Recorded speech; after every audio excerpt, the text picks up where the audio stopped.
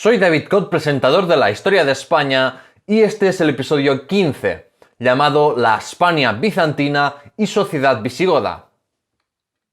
En este episodio aprenderás sobre la guerra entre Agila y Atanagildo, la conquista de la provincia bizantina de Hispania y todo lo esencial sobre la sociedad del reino visigodo.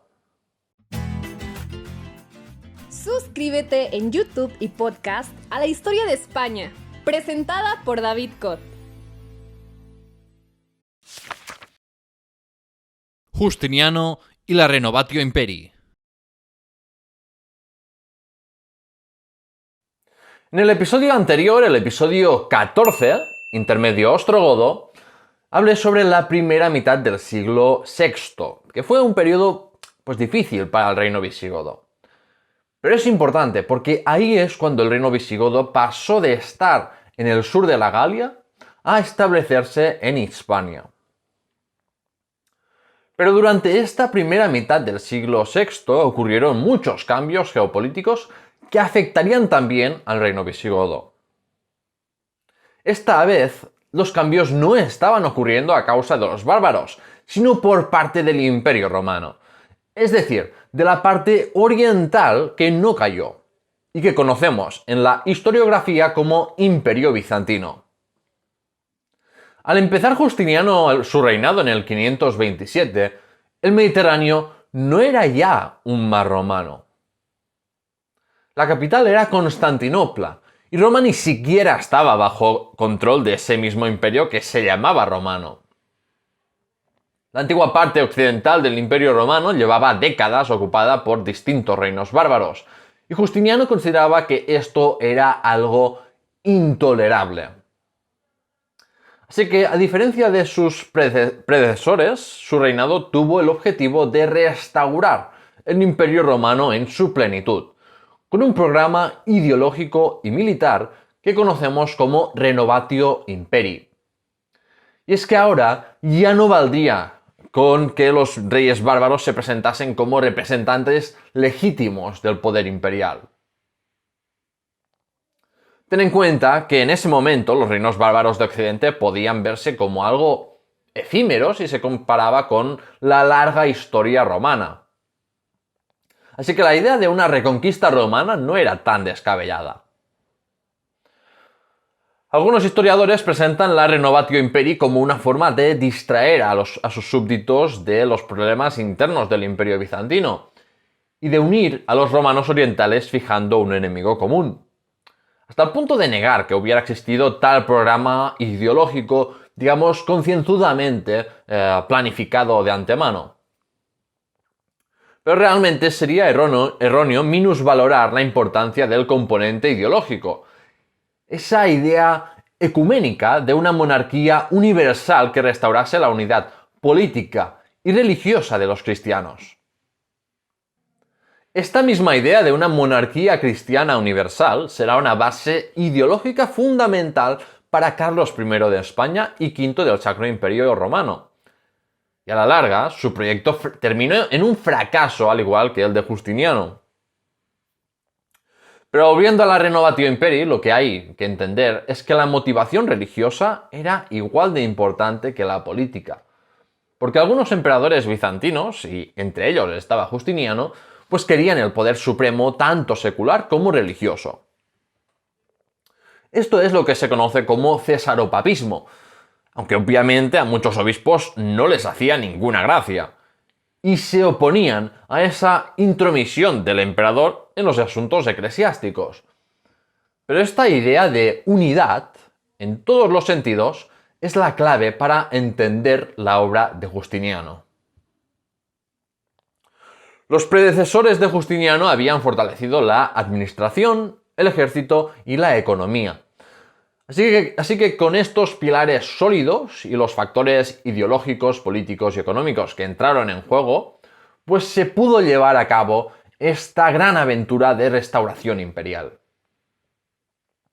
Justiniano se aprovechó de conflictos dinásticos para conquistar el reino vándalo del norte de África en el año 534, incluyendo Ceuta y las Islas Baleares. Y el siguiente objetivo fue Italia, controlada por el reino ostrogodo. La guerra gótica pudo haber terminado igual de rápido que la vándala, pero por una serie de malas decisiones la guerra gótica se convirtió en un conflicto largo que devastó Italia. El imperio de Justiniano tenía frentes abiertos en Italia, el norte de África ahí combatiendo a bereberes y rebeldes, y los siempre problemáticos persas en el este. Y aún peor fue la peste de Justiniano, que se extendió por todo el Mediterráneo y de la que ya hablé en el anterior episodio. A todo esto, los reinos francos merovingios se pudieron fortalecer al conquistar el reino de los burgundios y al quitar Provenza de las manos de los ostrogodos. El rey ostrogodo Totila fue reconquistando territorio y ejecutó a muchos senadores romanos. Así que, irónicamente, el mismo orden romano que había sobrevivido bajo Odoacro y Teodorico el Ámalo estaba siendo destruido a causa del mismo emperador romano que intentaba restaurar el imperio en Occidente. Agila y la Guerra Civil Visigoda. Todos estos acontecimientos de gran importancia ocurrieron durante el reinado de Teudis, como ya vimos en el anterior episodio. El rey Teudis ya vio con gran preocupación y con razón la empresa de la Renovatio Imperii de Justiniano, porque obviamente después de conquistar el norte de África e Italia, el reino visigodo podía ser el siguiente, y ahora ya no tenían a sus primos ostrogodos para salvarlos. Teudis intentó arrebatar a Ceuta de manos bizantinas porque era una amenaza permanente a los visigodos, pero su expedición resultó en un sonoro fracaso. A su muerte y a la de su efímero sucesor Teudiselo, le siguieron más de 2 décadas de crisis y pérdida de control territorial de los visigodos sobre España. Por cierto, a partir de aquí ya no hablo más de Hispania, de esa Hispania romana, sino que uso el término Spania porque es el que ya se usaba en la época, aunque en época visigoda este será pues un concepto geográfico cambiante porque, por ejemplo, Leovigildo se consideraba rey de Spania, Galicia y Narbonense. Es decir, a causa de los suevos, Galicia se consideraba algo aparte. O sea, es aquí donde el concepto geográfico de España, pues es ya un poco confuso. Y bueno, y para evitar confundir España en general, entendiendo toda la península ibérica, con la provincia bizantina de España, pues cuando hable de la España bizantina sí lo especificaré. Pero bueno, aclarado esto, tras el asesinato de Teudiselo, el noble visigodo Agila fue elegido rey de los visigodos. Los visigodos desde Teudis que centraban sus esfuerzos en extender sus posesiones por toda la Bética, la Andalucía occidental. Pero los éxitos digamos que fueron limitados. Córdoba se resistía al dominio visigodo y su élite quería seguir siendo independiente de facto. Pero según las fuentes posteriores, el ariano Agila profanó la iglesia del patrón de Córdoba y esto provocó una reacción popular. Los cordobeses atacaron a Agila y su ejército y sorprendentemente derrotaron a los godos, provocando la muerte del hijo de Agila y la pérdida de una parte del tesoro real visigodo. Algo muy importante para un reino bárbaro tanto económicamente como por temas de prestigio e identidad. La derrota fue tal que Agila tuvo que retirarse a Mérida, y una derrota militar como esta puso en cuestión su reinado y menoscabó su legitimidad. Un sector de la aristocracia visigoda decidió rebelarse contra Agila desde Sevilla, con el noble Atanagildo al frente. Con esto se inició una guerra civil visigoda. ¿Y quién era experto en explotar guerras civiles?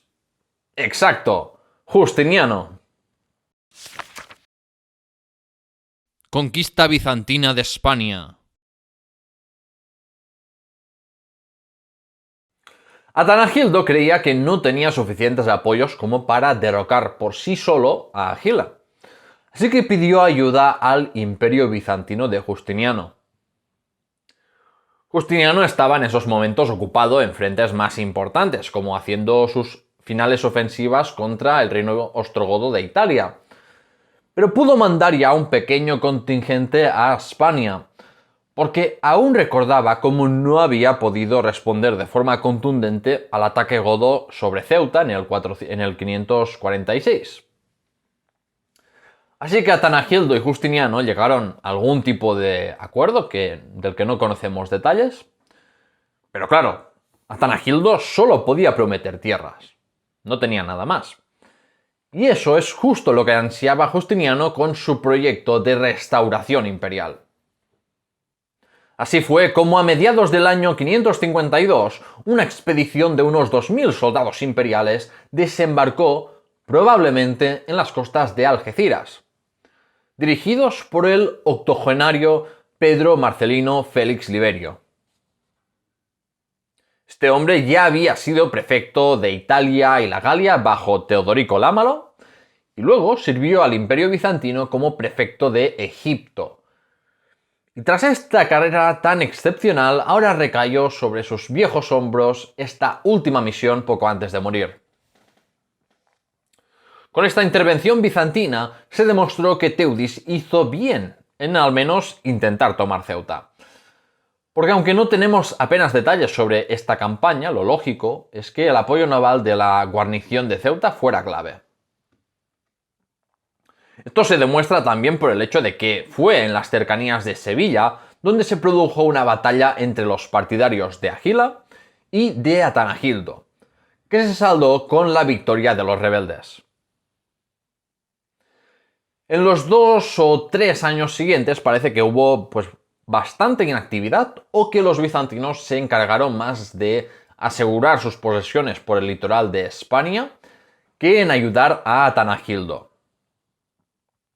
Pero la cosa es que en esos momentos el Imperio Bizantino conquistó el reino ostrogodo, salvo ahí por alguna pequeña guarnición menor, y había prevenido además una invasión franca y alamana, así que tenían tropas disponibles para mandar a España. En el 554 o 555, un contingente mayor al anterior pudo desembarcar en Cartago Espartaria, la actual Cartagena. Y como los magnates godos se las veían a venir y no querían sufrir el mismo destino que los ostrogodos, pues los que apoyaban a Agila lo asesinaron en Mérida. Y terminaron así con la guerra civil visigoda. Ahora Atanagildo tenía el deber de reparar la debilitada autoridad goda y combatir a sus antiguos aliados bizantinos para evitar que esto se convirtiera en una invasión a gran escala. Pero al final, los romanos orientales solo pudieron consolidar sus dominios desde Cádiz hasta Denia, y Atanagildo no fue capaz de expulsarlos. Los historiadores han debatido mucho sobre las causas y los objetivos que tenía Justiniano al intervenir en la guerra civil visigoda, visto el desinterés de las fuentes y los escasos recursos dedicados a la provincia de Hispania. Algunos defienden que la Hispania bizantina cumplía principalmente con la función geoestratégica de prevenir ataques visigodos a sus posesiones norteafricanas. Esto se argumentaría por el hecho de haber tomado solamente el litoral, por previamente también conquistar Ceuta y porque el duque de Hispania dependía administrativamente de la África bizantina. Pero esta tesis no me parece muy sólida, porque realmente el reino visigodo aún estaba muy tocado por el desastre de Boyé y no controlaba toda la península ibérica. O sea, un enemigo débil como eran los visigodos en ese momento, suficiente tenían con lo suyo como para aventurarse a atacar a los romanos orientales en África. El intento de conquista de Ceuta es un caso aparte porque está al otro lado del estrecho, ahí, justo ahí. Pero los visigodos no podían ni soñar con atacar las posesiones bizantinas de la actual Argelia y Túnez. Otros historiadores enfatizan los intereses comerciales para volver a convertir el mar Mediterráneo en el Mare Nostrum romano y controlar la ruta atlántica con el control del estrecho de Gibraltar. Esta motivación es complementaria y es más creíble. Aunque al fin y al cabo, Justiniano seguramente deseaba conquistar toda España como había hecho con Italia y el norte de África. Y solo por las circunstancias, pues no pudo hacerlo. Fue por plagas, complicaciones económicas y militares. Por tanto, la idea de la Renovatio Imperii también guió las acciones de los bizantinos en España.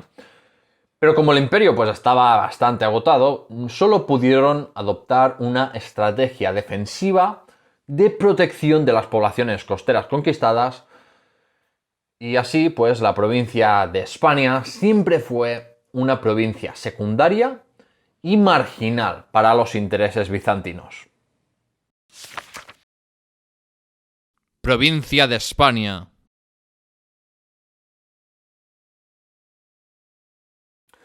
Al final, parece que Justiniano y Atanagildo tuvieron que firmar un tratado para más o menos fijar las fronteras de la recién fundada provincia de España, entre Cádiz y Dénia, y en el interior hasta Medina Sidonia, Ronda, Antequera y Baza.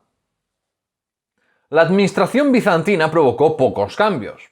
No había suficientes recursos como para ponerse ahí a hacer grandes obras monumentales, ni para acuñar monedas en suelo hispano.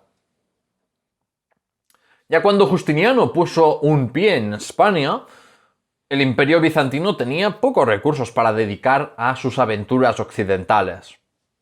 Y casi todos los emperadores posteriores, excepto por Mauricio, a finales del siglo VI, pues no prestaron atención a Occidente y estaban completamente a la defensiva en Occidente.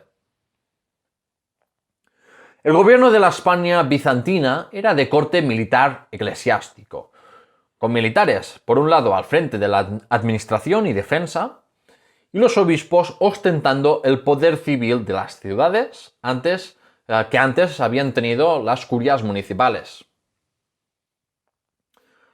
Aunque se han propuesto Málaga o Ceuta como posibles capitales de la provincia de España, lo más probable es que Cartagena fuera la capital administrativa por estar mejor conectada con el resto del Mediterráneo y porque además pues, tenía una sede episcopal metropolitana y había sido la capital de la cartaginense. Que Cartagena estuviera en manos bizantinas favoreció mucho a Toledo, porque los visigodos decidieron arrebatar su condición de sede metropolitana para los obispados de la antigua provincia de la cartaginense, que estaban en esos momentos en manos godas.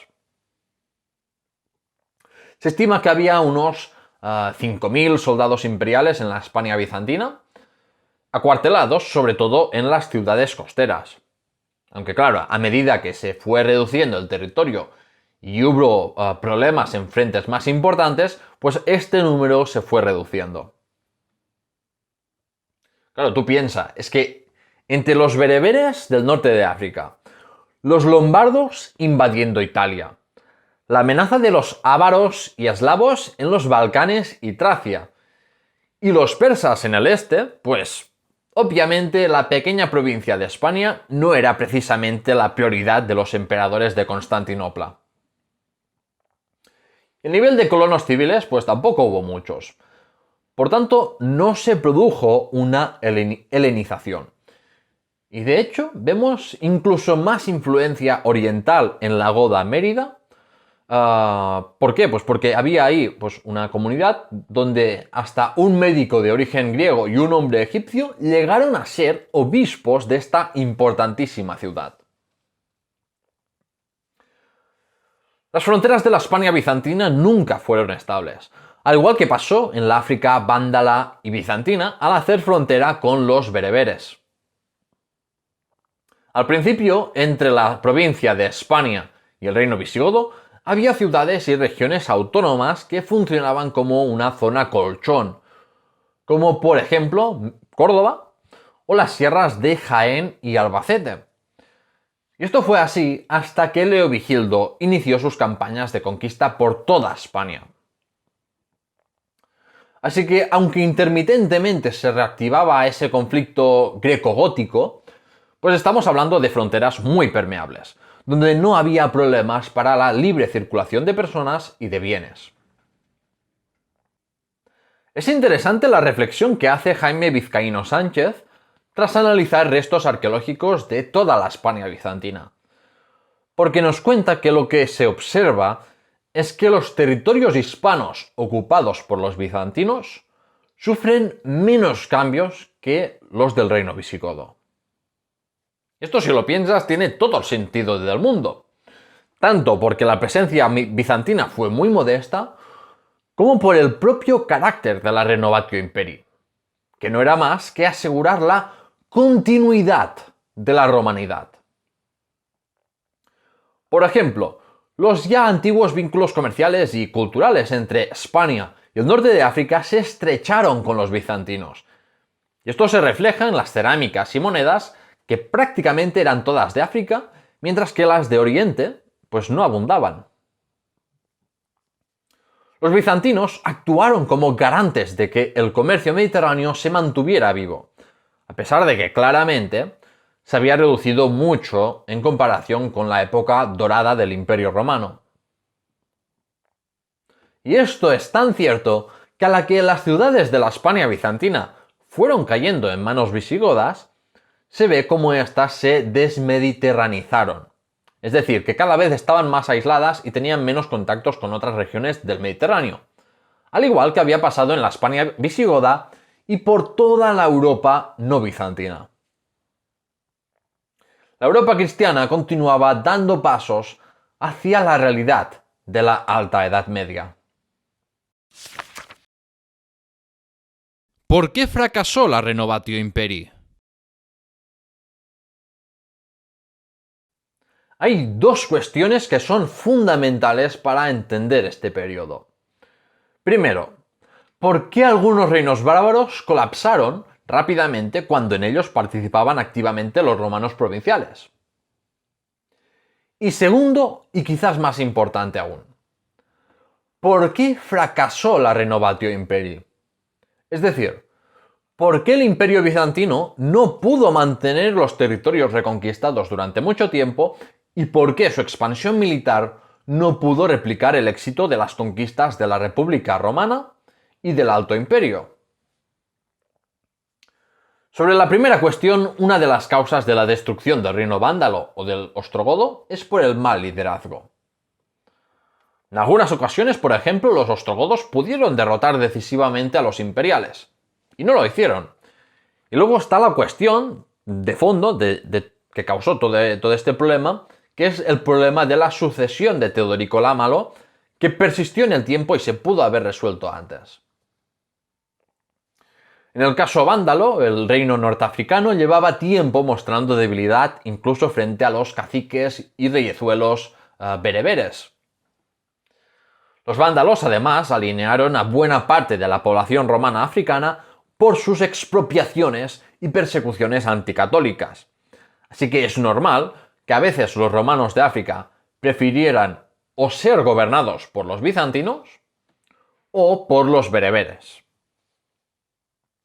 Al final, una derrota militar era la causa principal de que un reino bárbaro cayera. Ya vimos esto con los suevos, y también se produjeron situaciones similares con el reino de los burgundios o el de los turingios, que fueron incorporados por los francos. De hecho, el reino visigodo estuvo a punto de desaparecer tras el desastre de Bouillé, y no sería hasta el reinado de Leovigildo, muchas décadas después, que los visigodos pudieron construir un reino con unos pilares, digamos, sólidos. Y en cuanto al fracaso a largo plazo de la restauración imperial de Justiniano, hay varias causas a considerar, además de las derrotas militares. La plaga de Justiniano redujo considerablemente la población, y eso también tuvo grandes efectos negativos en la moral de las tropas y en la economía. O sea, la gente no estaba para aventuras de reconquista. El Imperio bizantino se había extendido en demasiados frentes, Pero el problema no era tener varios frentes abiertos, porque al fin y al cabo, la República Romana o el Alto Imperio, pues también tuvieron que luchar en varios frentes al mismo tiempo. Sino que el problema reside en qué tipo de frentes eran estos. Para entendernos, la antigua Roma luchó muchas veces o contra estados más pequeños o contra gentes divididas políticamente y poco desarrolladas. Pero la naturaleza de los enemigos bárbaros del siglo VI era muy diferente. Los reinos ostrogodo, vándalo, franco y visigodo eran estados posromanos, con toda la infraestructura y administración romana de las provincias. No eran ya tribus que, si se mantenían divididas, eran débiles frente a Roma, como ocurría antes del siglo V. Otra diferencia clave es el rol del ejército republicano y alto imperial en comparación con el bizantino. Porque en el primer caso el ejército era una vía de integración de las poblaciones conquistadas, mientras que el ejército bizantino estaba en buena parte compuesta por mercenarios que, volvían a su casa cuando la guerra terminaba. Esto explica, por ejemplo, por qué el imperio no pudo proteger bien Italia frente a la invasión lombarda en el 568, 3 años después de la muerte de Justiniano. Otros factores explican por qué el imperio bizantino falló en emular el éxito de la República y el Alto Imperio. Por ejemplo, que las economías de los reinos bárbaros mediterráneos estaban fragmentadas y eran cada vez más locales y autárquicas. Los productos importados y exportados pues no penetraban muy al interior de los territorios, así que el comercio mediterráneo ya no era lo que había sido. Los productos bizantinos no consiguieron tener el rol político de los productos romanos. Y a nivel ideológico, la clave era que el Imperio Romano había dejado de ser la única fuente de legitimidad política. En el siglo IV, el Imperio Romano tenía un control absoluto sobre las ideas de legitimidad del poder, incluso en los territorios bárbaros donde intervenía favoreciendo a unos o a otros con la táctica del divide y vencerás. Pero en el siglo VI esto ya no era así. No había nadie con un poder tan grande en comparación con otros como para definir quién tenía el derecho a gobernar. En Italia uno podía apoyar a los lombardos o a los bizantinos, y luego incluso apoyarse en la legitimidad del Papa. En España, la situación política estaba tan fragmentada que además del reino visigodo y del suevo, estaban los romanos orientales y distintos poderes locales que querían mantener su autonomía a toda costa. Precisamente los romanos occidentales en general sentían antipatía hacia el Imperio Romano Oriental, porque era un estado más centralizado que los reinos bárbaros. Y ahora que habían descubierto lo que era tener buena autonomía política, no querían renunciar a ella. A los comerciantes sí que les interesaba restaurar el Imperio Romano para que volviera la paz y el comercio en el Mediterráneo. Pero a los aristócratas y a la mayor parte de la población, no, porque tendrían ahora que pagar más impuestos. Tanto es así que los hermanos Leandro e Isidoro de Sevilla emigraron hacia el reino visigodo a la que los bizantinos conquistaron Cartagena. Y desde allí llamaban extranjeros bárbaros a los bizantinos. Es decir, no los veían como romanos iguales a ellos. Y de hecho ellos mismos, en ese mundo post-romano, ya se identificaban más como hispanos que como romanos. Todo esto no significa que Justiniano no hubiera podido restaurar el Imperio Romano en toda su gloria. Porque como ya hemos visto, con derrotas militares sonoras, un reino bárbaro podía desaparecer de la noche a la mañana. Lo que todo esto implica, a decir de Guy Halsall, es que necesitaría conquistar todos los reinos bárbaros posromanos para eliminar esas fuentes de legitimidad política y así poder volver a la situación anterior al siglo V. Solo de este modo podría haber tenido éxito conectando de nuevo los intereses de las élites locales y regionales con los del Estado central. La conversión de los suevos al catolicismo. Bien, antes de hablar de Atanagildo y Liuba, quiero hablar del olvidado reino suevo. Como ya vimos en el episodio 13, Adiós, Imperio Romano, el rey suevo Remismundo había reunificado los suevos con la ayuda de Teodorico II. Pero tras la muerte de este, el reino suevo dejó de ser vasallo momentáneo del reino visigodo y empezó a consolidar un reino propiamente dicho en el noroeste de España, en la actual Galicia y norte de Portugal. Desde el 469 hasta mediados del siglo VI, apenas sabemos nada del reino suevo. Pero a partir de aquí ya conocemos algunos detalles sobre lo que estaba pasando y había pasado entre los suevos. Por ejemplo, la curiosa llegada de inmigrantes bretones o britones a Galicia y Asturias. Los britones provenían originariamente de las Islas Británicas, pero por la llegada de los anglosajones y la presión de los escotos de la actual Escocia, pues muchos se establecieron en la región de Armórica, esa punta noroeste de Francia que hoy día lleva el nombre de Bretoña. Así que algunos directamente desde Britania y otros desde Armórica, pues fueron llegando al noroeste peninsular y establecieron en el reino suevo su propio obispado. Su identidad étnica diferenciada hizo que también pudieran establecer su propia estructura eclesiástica, un poco aparte de la iglesia sueva, y que el obispo de los britones no fuera el obispo de una ciudad concreta, sino el de todas las iglesias britonas del reino suevo, con la actual Basílica de San Martín de Mondoñedo como el monasterio britano pues más importante. Luego, en el año 538, el Papa Vigilio envió una carta al metropolitano de Braga, Pro Futuro de Braga. A través de ella sabemos que Pro Futuro había mostrado una gran preocupación porque las prácticas arrianas de los suevos podían confundir a los católicos galaico-romanos, y también porque el priscilianismo seguía vivo en Galicia. Al igual que un siglo antes, como ya vimos con Toribio de Astorga en el episodio corto Cartas de la Hispania del siglo V.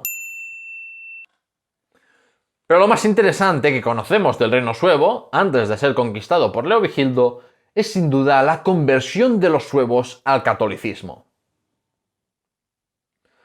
Un misionero de origen panonio, o sea, de la actual Hungría, llamado Martín, llegó al reino de los suevos en algún momento de la década del 550.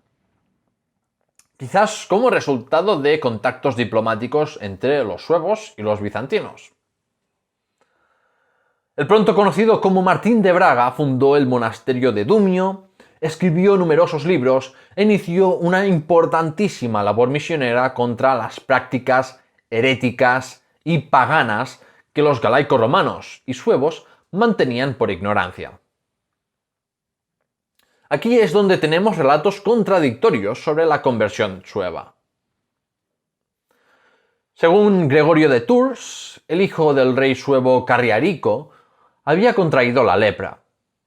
Y como Carriarico pues había oído hablar de los milagros del mártir Martín de Tours, pues quiso hacerse con sus reliquias y si su hijo se curaba, prometió convertirse al catolicismo.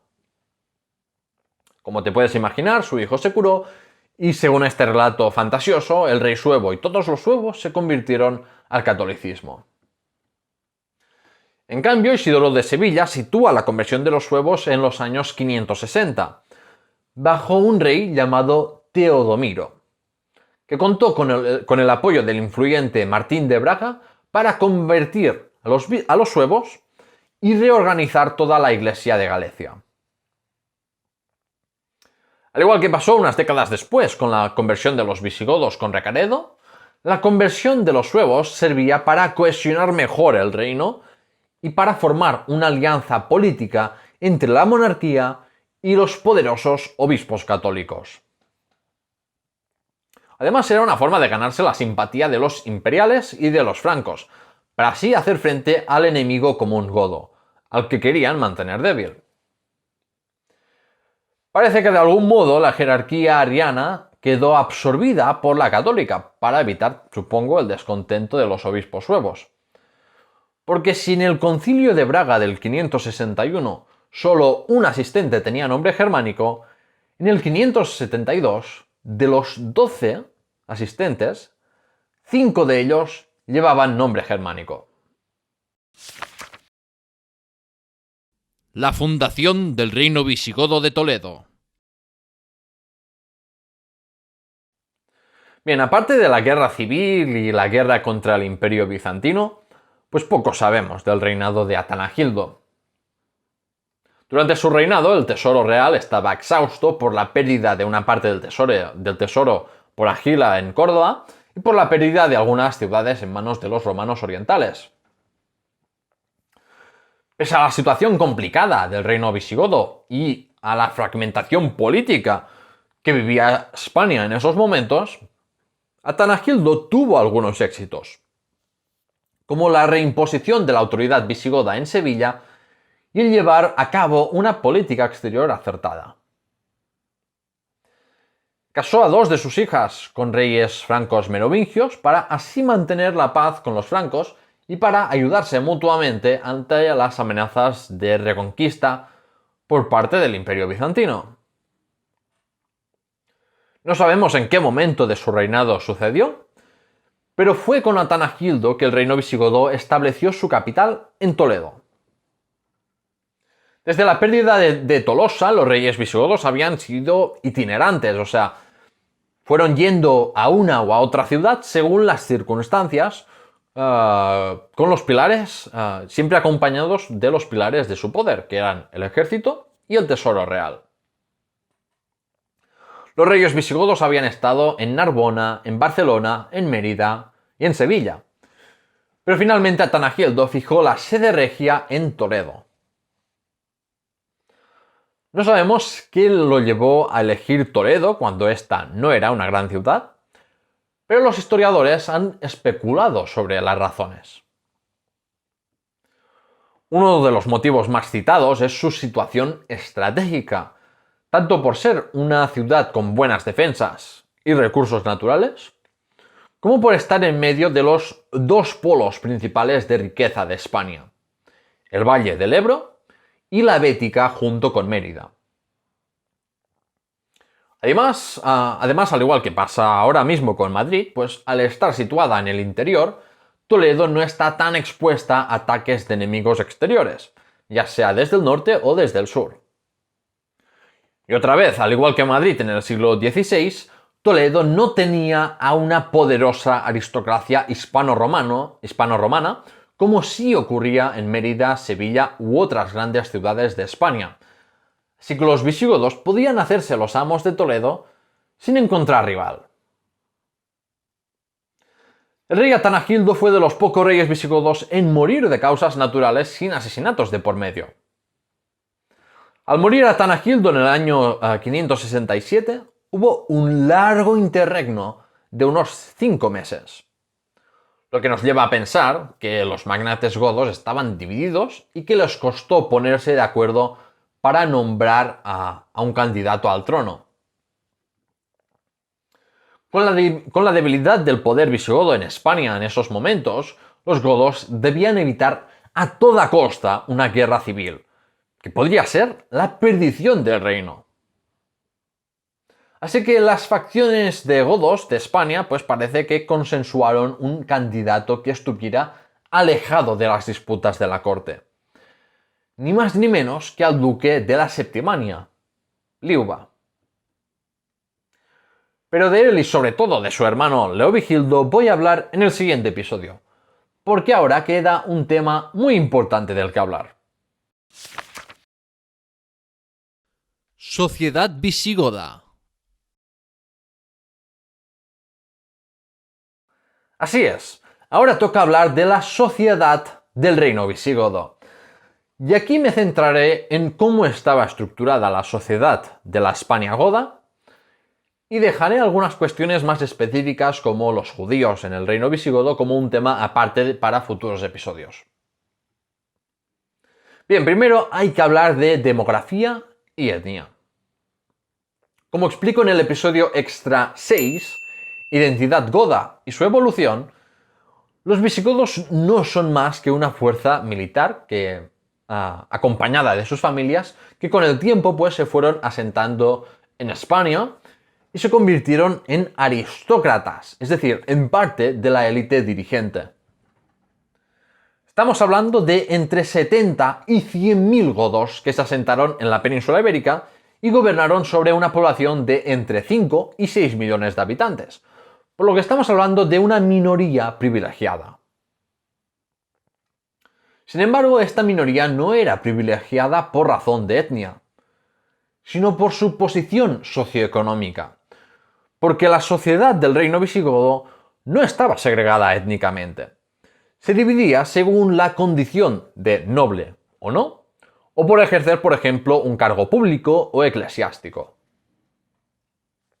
Por ejemplo, la prohibición de matrimonios mixtos, que no se quitó hasta Leovigildo, no era por motivos étnicos o digamos racistas, sino porque originalmente los godos eran una fuerza militar que tenía una serie de prerrogativas y de deberes propios de la casta militar. Así que si se casaban con una persona de distinta condición jurídica, se creaba un problema jurídico con sus descendientes. Y esto no es algo que se resolvió jurídicamente hasta décadas después de que los matrimonios mixtos hispano-godos se estuvieran produciendo. Al final ser godo pues se convirtió en un signo de nobleza.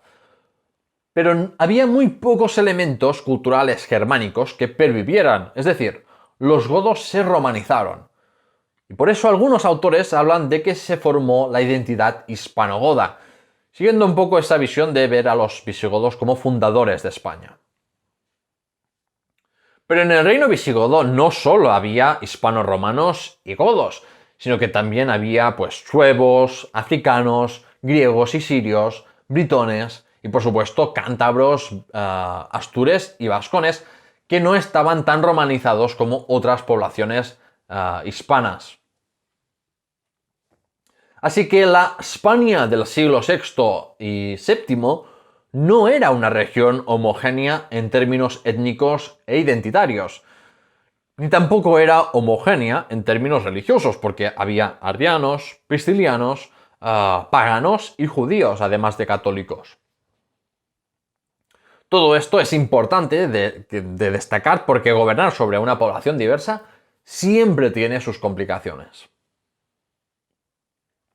La sociedad visigoda es una sociedad propia de la antigüedad tardía y del mundo posromano, porque se mantienen esas mismas tendencias del Bajo Imperio de declive de las ciudades, disminución del comercio, aumento de las desigualdades y cristianización. Y a esto hay que sumarle nuevas tendencias, como el fin de las villas romanas y el auge de la aldea medieval, como ya vimos en el anterior episodio. ¿Y cómo estaba estratificada la sociedad visigoda? Pues como en la sociedad romana nos encontramos ante una sociedad estamental, dividida según si eran libre o no, o por si eras privilegiado por ser noble o por formar parte del clero. Entre los privilegiados por su estatus jurídico y posición socioeconómica estaban los godos, que se habían convertido todos en aristócratas. Todos aquellos también que ejercían cargos públicos importantes, los aristócratas hispano-romanos y los obispos y miembros del alto clero. En las fuentes y códigos legales estos son referidos como mayores, en contraste con los minores o inferiores. Además, también reciben otros apelativos como señores, senatores y, bueno, otros apelativos para así indicar su alto rango. Luego están las personas libres, pero no privilegiadas por las leyes ni desde un punto de vista socioeconómico. Aquí encontramos pequeños propietarios de tierras y negocios, comerciantes y trabajadores urbanos y de profesiones liberales que no mantenían relaciones de dependencia respecto a ningún terrateniente. Pero lo cierto es que cada vez había menos personas libres por la concentración de la riqueza en manos de grandes magnates. Y también por la Iglesia, así que lo que caracteriza a la sociedad visigoda por encima de todo son las relaciones de patrocinio y dependencia entre esos grandes señores y los siervos y esclavos. Como ya venía sucediendo desde el Bajo Imperio, no parece que hubiera muchos esclavos como tal, y el grueso de la población tenía la condición jurídica de siervo, que es un estatus que ni se puede considerar de persona libre, ni tampoco esclava. Los siervos en el reino visigodo eran campesinos dependientes, y de las pocas diferencias reales con la situación de un esclavo, es que los siervos no podían ser comprados o vendidos, ni ser separados de la propiedad en la que trabajaban. Había siervos en todos sitios. Había siervos del rey y del fisco que gozaban de una buena consideración, siervos de la iglesia, bastante numerosos, que trabajaban las propiedades de los obispados y monasterios, siervos domésticos que vivían con su amo y trabajaban en el hogar, y siervos rústicos, que eran el grueso de los siervos, que estos pues labraban el campo de los terratenientes. La condición de los siervos era hereditaria. Tenían que pagar una renta a sus señores y no podían abandonar la tierra que labraban. Estaban también obligados a servir como soldados si su señor así lo creía conveniente, y tenían pocos derechos, porque, por ejemplo, no podían llevar a su amo a juicio si éste abusaba de sus siervos. También es cierto que los patronos de los siervos pues tenían que asegurar la seguridad y alimentación de sus siervos. Y como los siervos debían obedecer a su señor, si éste, por ejemplo, se rebelaba contra el rey y era derrotado, los siervos no podían ser castigados legalmente porque solo habían cumplido con su deber de obedecer a su amo. Así que nos encontramos ante una relación pues muy desigual, pero con obligaciones por un lado y por el otro.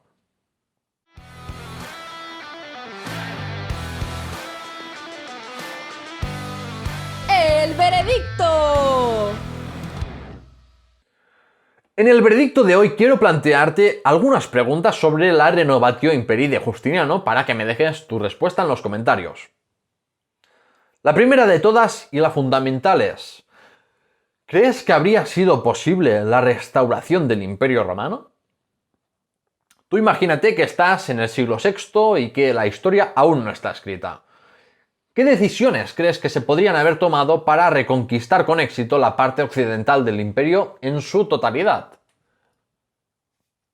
Y luego, relacionado con la Hispania bizantina, ¿crees que Justiniano realmente quería conquistar el reino visigodo en su totalidad con su intervención? ¿O tenía otros motivos? ¿Habría sido posible poner a los aristócratas hispano-romanos a su lado? Espero tu respuesta en los comentarios del vídeo o en iVoox, y si no, pues a través de redes sociales. Y con eso, el veredicto termina.